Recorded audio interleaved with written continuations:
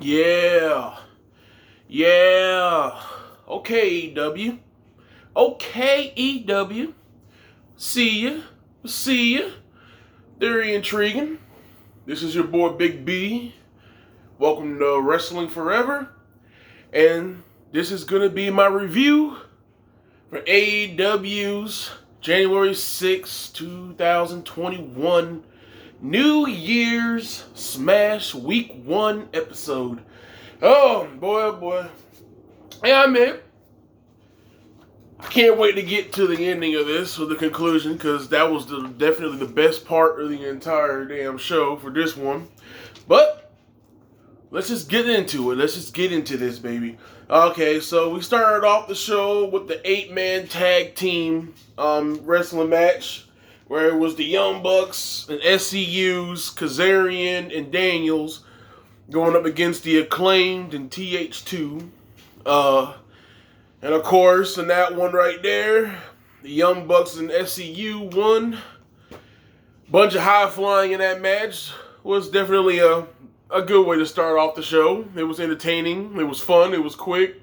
It was quick to the point. There wasn't no drag on. It was just a simplistic, just a quick scrambled match of 4 great teams that were linked together and halfway and kicked ass throughout the whole night, the entire time while they were there.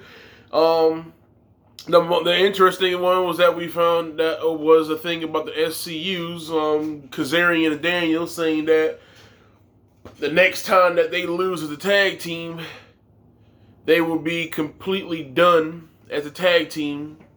From then on out, they will no longer tag with each other.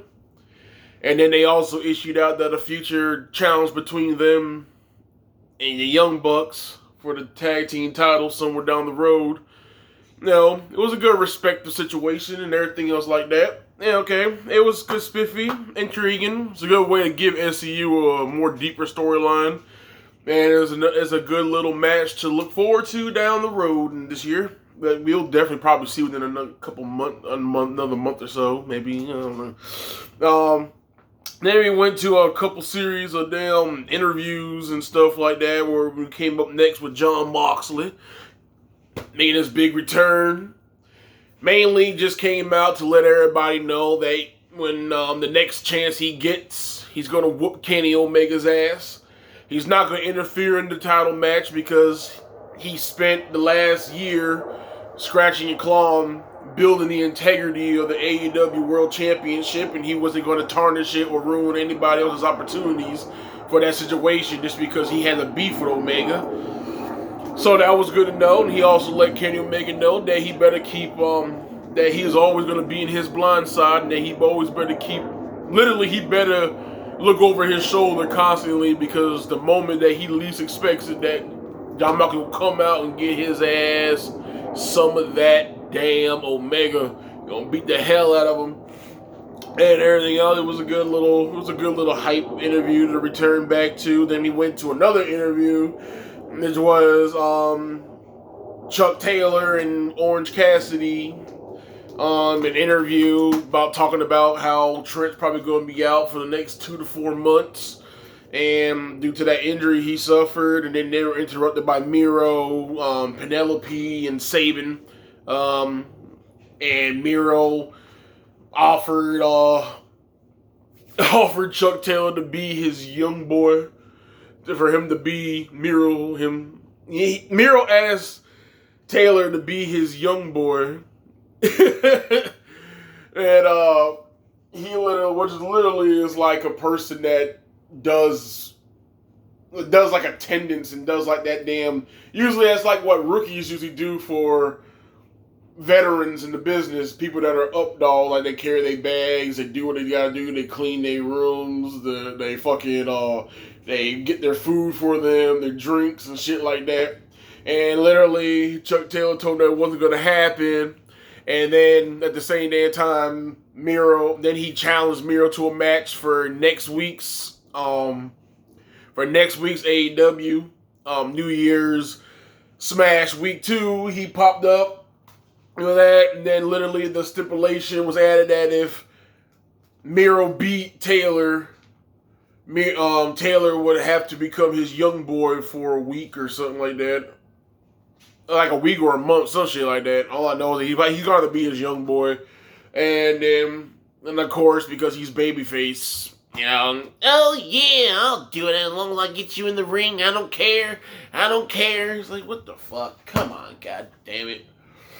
I tell you, man, one thing I hate when it comes to babyfaces is that they always gotta make the babyfaces always say yes to anything. I mean, you can literally just walk into a ring and be like, if I beat you, that means I get to whoop your ass every single week, have sex with your girl, and at the same damn time be the father to your kids, and these dumbasses will still pop and go, you know what? You're on, buddy. You're on. You understand me? As long as I got you in that damn ring, I don't care. I'll put anything on the line, I don't care. It's like, what the fuck? I'm so sick. I don't know, it's AEW, Impact Wrestling, WWE. I'm so sick of the damn cliche babyface gotta accept any damn challenge because he's a babyface. Like, come on, man. Let me have some babyface got common sense. Hey, God. Like, man, I ain't been no damn bodies young boy when I've been in this damn business for over a fucking damn decade. Yeah, even if I was in the business for 5 years, I still ain't been no damn bodies young boy. What the fuck? Get on my damn nerve with that shit, but whatever. I guess it's something to keep the storyline going since Trent's injured, and they're like, we gotta keep the storyline going, but whatever. Jake Hager, and then we had match 2, which was Jake Hager versus Wardlow. And, of course, I was just two powerhouse technical wrestlers, and they just literally just did a slugfest, beat the hell out of each other and everything else, and then Wardlow got the F10 on Jake Hager and got the 3 count, earned the respect of Jake Hager. And Jake Hager, his damn whole moniker over his gimmick is that if you lose, you can't go home and everything else like that. Losing's not an option, so, he was venting in the back, beating the hell out of everything. We'll get to that in a minute. But all in all, it was a good slugfest. It was damn decent. Then we went to Private Party. And the Snoop Dogg situation with the gin and juice. Everything else, we kind of found out that Matt Hardy wanted them to sign a contract. I guess for him to be their manager and for him to take them to new heights. I think this is slowly leading into Matt Hardy becoming a crooked ass manager or some shit like that. He wants 30%. He wants 30% legal fees of everything that goes down. But hey, at least they get to keep their Twitch and all the other ones, the Cameo fucking thing, shit to themselves. They get to keep that for their publicity. They're like, oh wow, at least you're quite considerate, Matt Hardy. God damn it. But whatever. I guess it's gonna be intriguing to see what goes on with that. Oh yeah, Snoop Dogg wants to be invited to the signing party. He wants to be there and have the celebration with them and everything else, whatever. It sounds fun. Brian, what was it? Then we had the Brian Cage and Darby Allin weigh-in. Of course, literally just to continue the storyline up till they get to next week. I think, what was it? Brian Cage was 270 or 272, and Darby Allin was weighed at 170. Of course, Taz had to make the moniker that the only reason why he was 170 was because he had the damn metal chain belt on and all the other gear and everything. Yeah, if he didn't have all that crap on, he'd probably be, he ain't wrong. He probably would have been about 165, 167, somewhere around there, but who cares? At the end of the day, it's 170 to 272. So, it's like, damn. So, it's like, yeah, that's a damn weight there. That's 102 pounds heavier. But I'm pretty sure it's going to be a damn worthy match for a main event next week. And it's like, and they also show the new TNT Championship. It's not red this time. I think it's a black. Now I think it's black now or some shit like that. It's got a black background. This shit ain't red. It's black. Which is alright and everything else. And of course, Darby was tired of them doing the picking on him, and he told Nick that let's just get to the damn fun part of it. He was getting ready to fight, grabbed his skateboard, and when Taz told Schiavone to get his ass out, take his mic with him, and then before everything was about to go down, Sting came out, intervened before it even got started, They did a little face-off with him and Darby, slowly leading to whatever the hell they got planned for these two, which was fun. You know, anytime you see Sting, is always something worth talking about, which was good. It was good. I'm not going to complain about it. It was damn intriguing. And I'm a big-ass fan of Darby Allin, and of course, who the fuck ain't a fan of Sting? I mean, even if you ain't the biggest fan, you still got respect like a motherfucker, and anytime he comes on TV, you are surely gonna stand there and watch him do whatever the hell he wants to do. So, yeah, it was a good little segment, to fill in the time. Then we went to that scene I was talking about where Jake Hager was venting in the back, you know, just punching the damn garage-like door thing and out there in the damn studio thing in the locker area, where MJF just confronting him, just to let him know that, you know, he had nothing to be ashamed of and everything else. Literally continuing his damn road to get acceptance by every damn body in the group, you know. So, I mean, and it worked. And Jake Hager shook his hand, told him that he's alright. He appreciated him looking, coming to check up on him and everything else like that. So, I mean, I still literally think that this is leading to MJF trying to take over Inner Circle, or that, because he loves power, and I'll be damned he's going to try to let down on breaking up the group. I'm pretty sure he's going to want to take over that group eventually. He's going to work his way slowly. And then we had another damn interview. Man, we went straight to WWE tonight in AEW. Boy, they went interview crazy tonight. Then we had Jurassic Express interviewed. And then they showed a scene from, I guess, earlier that some other damn, well, I think it was AEW Dark or some stuff, where Brody Jr. was spoofing on Marco Stunt about how he always needs somebody bigger than him to always help him win a match and everything else like that. And they carried on to this episode. Where he was just laughing because he was having fun with Brody Jr., but then they get confronted by FTR, because their FTR was supposed to fight Jurassic Express next week, and they were supposed to be facing Luchasaurus and Jungle Boy, but then they pissed off Marco Stunt to the point where he said that he'll take Luchasaurus's spot in the match, and he'll personally kick both their asses. How he said it. So now it's going to be Jungle Boy and Marcus Stunt representing Jurassic Express, and they're going to be going against FTR. So that'll be something funny, I guess, next week. So then after that, then we went to match 3, where it was Matt Sydal versus Cody Rhodes, who was with Snoop Dogg. Snoop Dogg did a new version of Cody Rhodes' theme music for the night, because he was coming out with them. And, I mean, it was pretty cool. It was a damn cool version. Cody Rhodes eventually, him and Matt Sydal clashed. They had a good back and forth match. Led to Cody Rhodes doing the damn crossroads on him. End of the story for that. But then, right after that, during the match, though, what's his name? During the match, what's his name? Sir Pentacle. He got hit accidentally, and so after the match was over, he ran into the ring. Him and the other guy, they beat the hell out of him. They started fighting and beating up Cody Rhodes, and Matt Sydal and Snoop Dogg intervened, and then Matt Sydal and Cody Rhodes beat the hell out of the other guy. Then they got Sir Pinnacle down, and then Matt Sydal was going to go to the top rope, I guess do the shooting star, and then instead,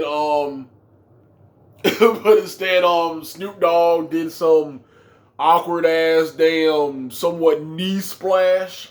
I really don't know what the hell it was, but he ended up going to the top. It was funny, but you know, they always gotta do something with a celebrity, and that was what we got.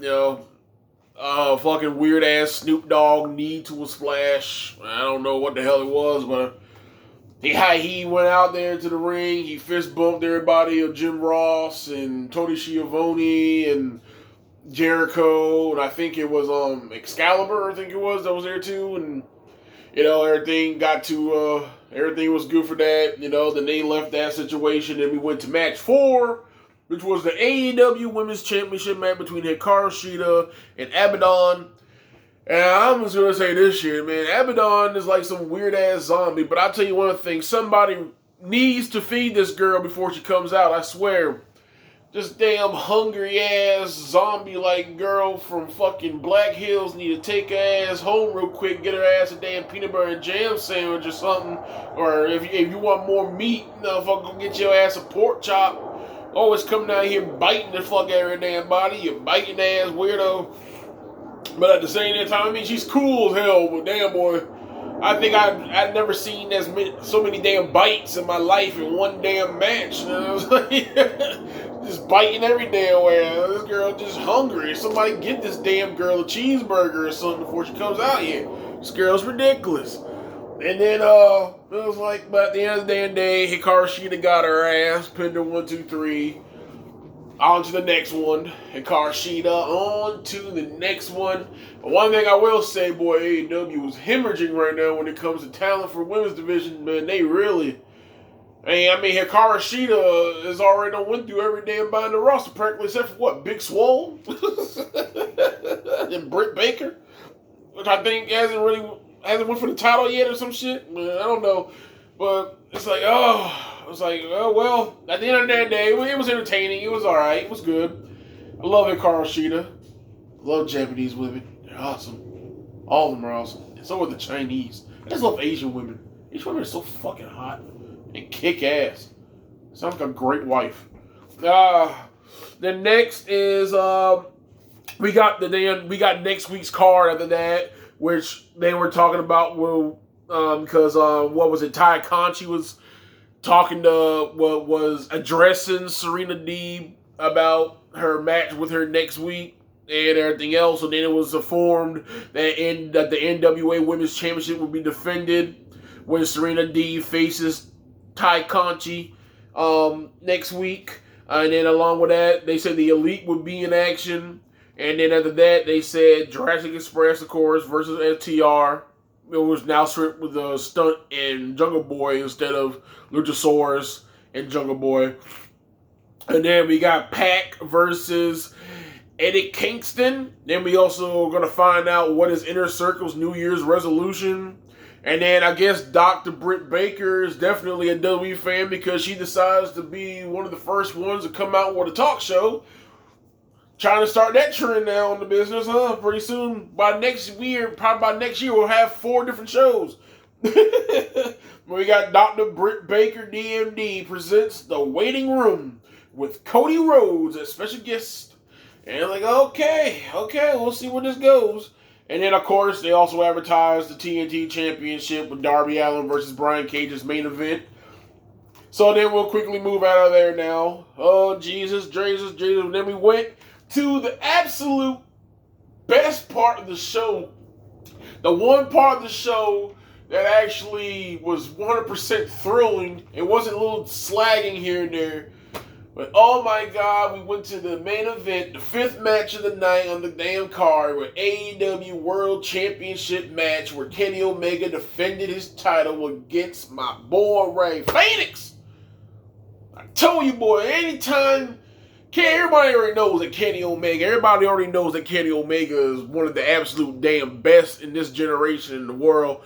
And everything that he does is just damn perfect. I swear, it's just perfect.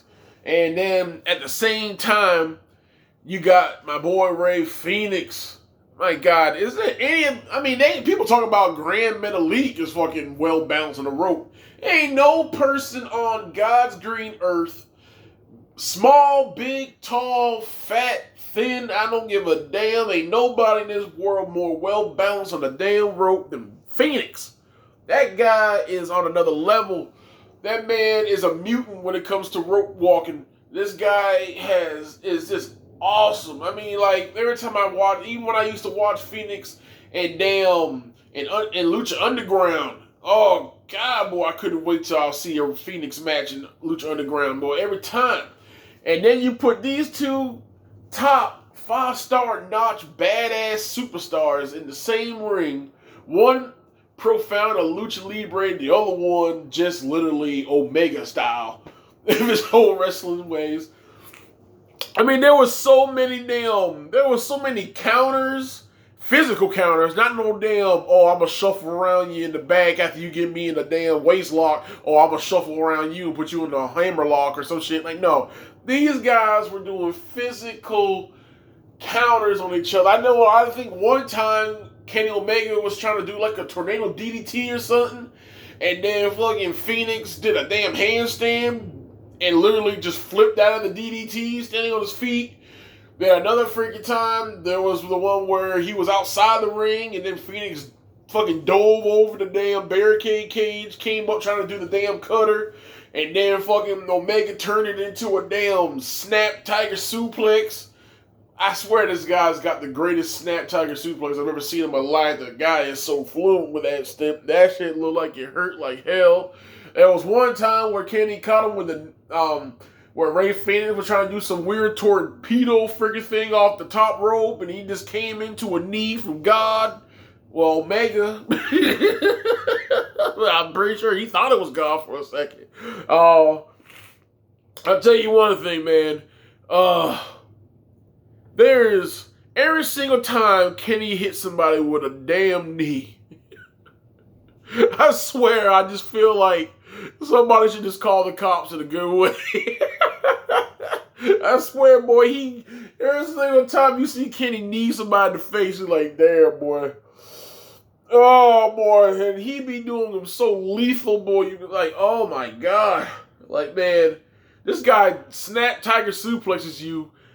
And then he has the audacity to literally just finish it off with a fucking straight knee to the face. Like, he's brutal. Just straight up brutal. And my God, man, they just literally beat the holy hell out of each other. I loved it. And I mean, literally, all in all, I'm sorry.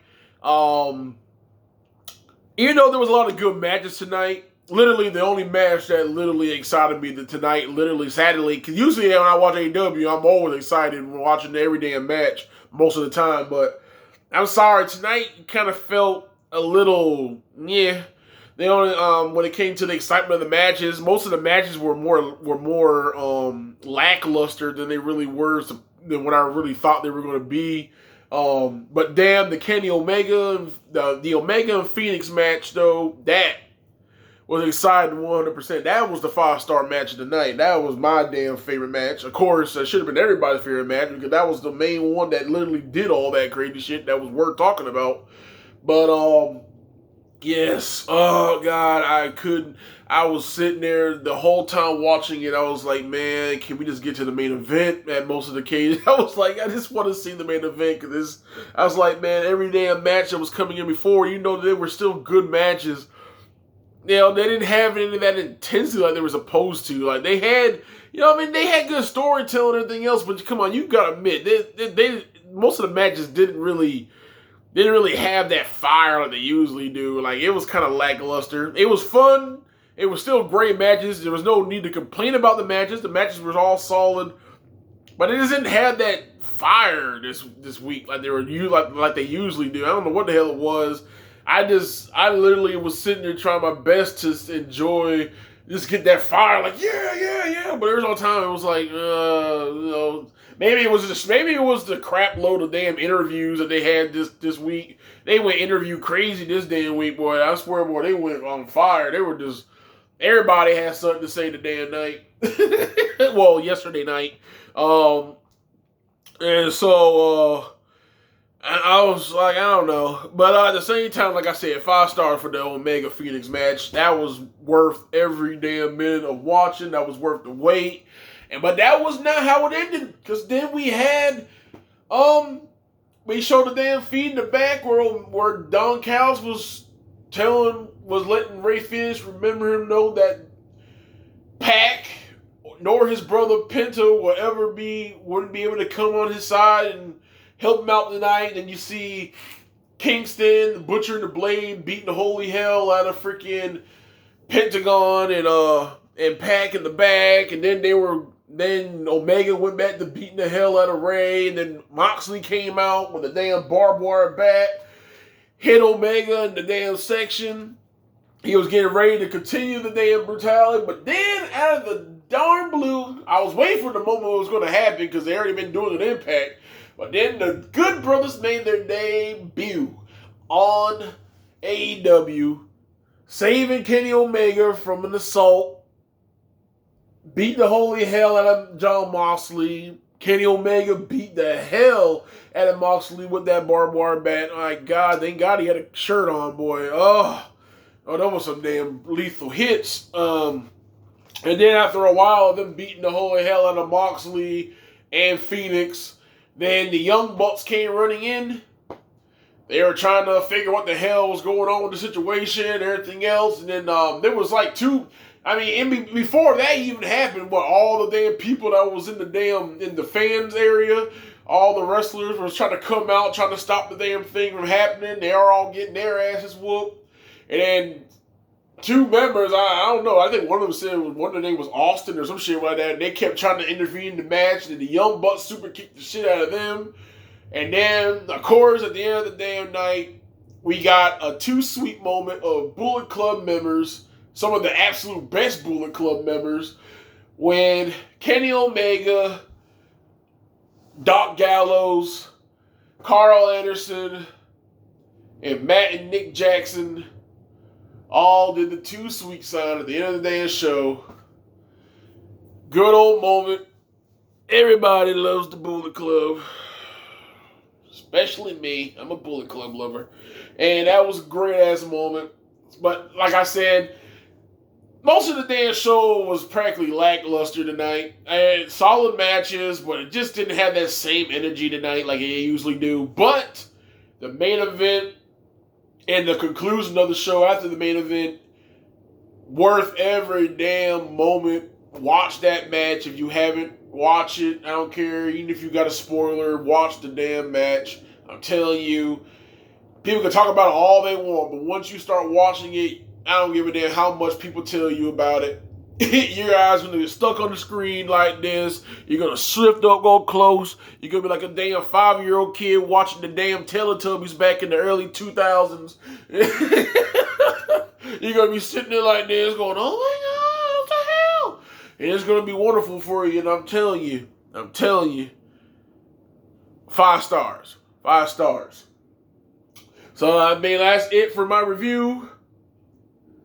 Can't wait for week 2 of New Year's Smash next week. If you loved hearing me out, hit the thumbs up. If you haven't subscribed yet, please subscribe. Leave a comment down. Let me know what was your favorite match of the night. And if you agree with me that it was a little lackluster tonight than what usually it feels like. Also hit the bell for notifications of future videos like this.